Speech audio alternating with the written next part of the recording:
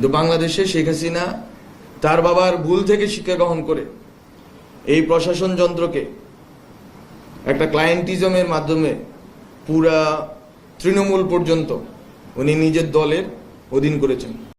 যেই ক্ষুদ্রতা, যে ক্ষোভ এবং যেই তাদের যেই চিন্তা ভাবনা ছিল, দুশ্চিন্তা ছিল, তেমনইভাবে একটা সুন্দর বাংলাদেশের স্বপ্ন ছিল, এটা এখনো লাখো লাখো তরুণদেরকে তাড়িয়ে বেড়াচ্ছে।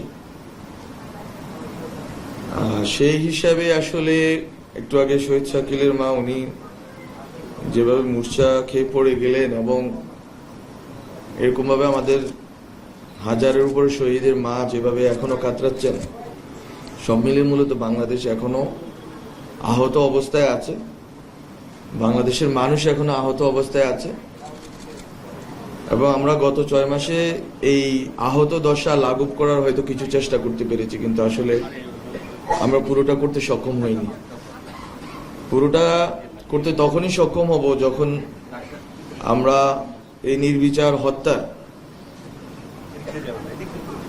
কারিগরদেরকে বিচারের কাঠগড়ায় করাতে পারবো এবং তাদের বিচার কার্য সম্পাদন করতে পারবো।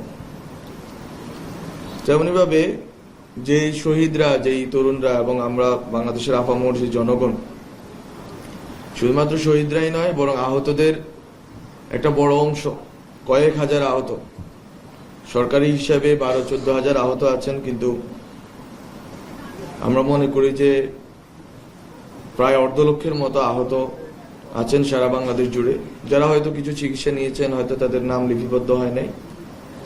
তাদের পরিবারও এখনো পর্যন্ত কাতরাচ্ছেন, তারা কাতরাচ্ছেন, তাদের পরিবার কাতরাচ্ছেন, তারা সবাই আহত, তারা সবাই এখনো সংক্ষুব্ধ। আমরা তাদের সংক্ষুব্ধতাকে অনুভব করি এবং সরকারের জায়গা থেকে আমরা মূলত বাংলাদেশকে স্থিতিশীল জায়গায় আনার জন্য যেই আমাদের গত 6 মাসের যেই পরিশ্রম বা আমাদের যেই চেষ্টা সেটা ছিল, কিন্তু আসলে সেই চেষ্টাকে যদি জনগণের যে আশা ছিল, বিশেষ করে এই বিচারের, এই শহীদ এবং আহতদের উপরে যে নির্বিচার গণহত্যা চলেছে তার বিচার, এবং তাদের যে স্বপ্নটা ছিল পুরা বাংলাদেশ জুড়ে মানুষের, সেই স্বপ্নটা ছিল সংস্কারের স্বপ্ন। সেই সংস্কারে ছিল মূলত এই পুরা দেশের যে রাষ্ট্রযন্ত্র নির্মাণ করেছিল হাসিনা, বিশেষ করে একটি দলের এক দল, এক দেশ এবং এক রাষ্ট্র, এক দল, এক দেশ, এক নেত্রী বা এক নেতা, এক রাষ্ট্র,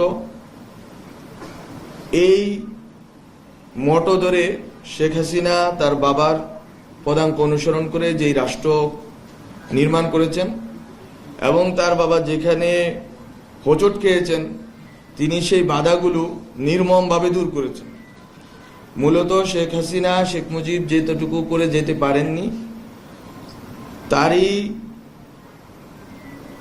রেপ্লিকা অনুসরণ করে, ওই শাসন ব্যবস্থার রেপ্লিকা অনুসরণ করে উনি আসলে বাংলাদেশের জনগণের উপর নিপীড়ন চালিয়েছেন। আমরা হয়তো অনেকেই ভুলে যাই যে 72 থেকে 75 সালে যেই স্টাইলে বাংলাদেশের জনগণের উপর নিপীড়ন চালানো হয়েছিল, বিরোধী দলের উপরে নিপীড়ন চালানো হয়েছিল, সেই একই স্টাইলে শেখ হাসিনা বাংলাদেশের মানুষের উপর নিপীড়ন চালিয়েছে। তফাৎ হচ্ছে ওই সময় আপনারা জানেন একটা জাতীয় রক্ষী বাহিনী নামে একটি বাহিনী তৈরি করা হয়েছিল বাংলাদেশ সেনাবাহিনীর বিকল্প হিসাবে, এবং মুক্তিযোদ্ধাদের মধ্যে বিভাজন তৈরি করে শেখ মুজিবই প্রথম বাংলাদেশে ফ্যাসিবাদের গোড়াপত্তন করেন এবং মুক্তিযুদ্ধের বিভিন্ন ওনার বিভাজনমূলক রাজনীতির কারণে মুক্তিযোদ্ধাদের মধ্যে অনেক ফ্র্যাকশন তৈরি হয়। এবং আমি যেটা বলি বা আমরা যেটা বলি যে বাংলাদেশের প্রথম 1 দশকের ইতিহাস হচ্ছে মুক্তিযোদ্ধাদের দ্বারা মুক্তিযোদ্ধাদের হত্যার ইতিহাস, এবং এই ক্ষেত্রে শেখ মুজিবুর রহমান, তার জেআরবি তথা জাতীয় রক্ষী বাহিনী এবং আরও যে সকল কর্মকাণ্ড আছে, বিশেষ করে বাকশাল তৈরি করা এবং বিরোধী দলীয় নেতাকর্মীদেরকে নির্বিচারে গুম এবং হত্যা করা। গুমের ঘটনা আজকের ঘটনা না, আয়নাঘর আজকের না, বরং গুম, আয়নাঘর এবং এই যে নির্বিচার নিপীড়ন, এই ঘটনা শেখ মুজিবুর রহমানের আমলেই ঘটেছে। তার মেয়ে যেটা করেছেন, পুরা বাংলাদেশের প্রশাসন যন্ত্রকে জাতীয় রক্ষী বাহিনী বলে কোনো কিছু আর উনি আলাদা করে বানান নাই।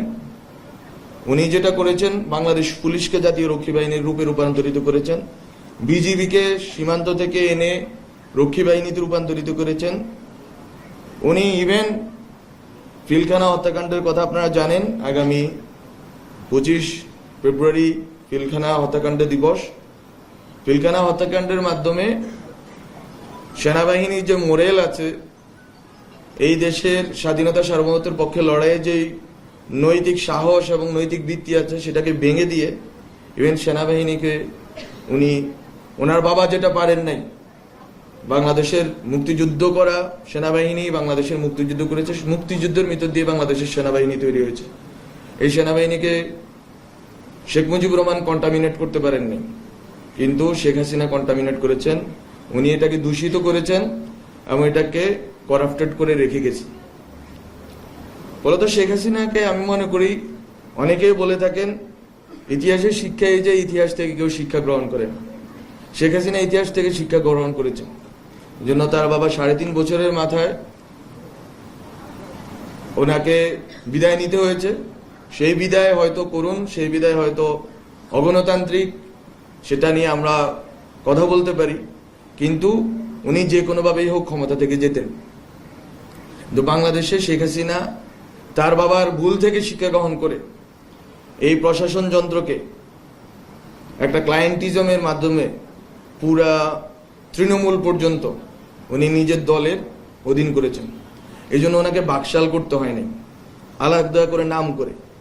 ওনার বাবা যেগুলো নাম করে করেছিলেন, বাকশাল, রক্ষী বাহিনী, ওনাকে এগুলো নাম করে করতে হয় নাই, বরং উনি প্রশাসন যন্ত্রকে ইনহেরেন্টলি বাকশাল করে তুলেছিলেন।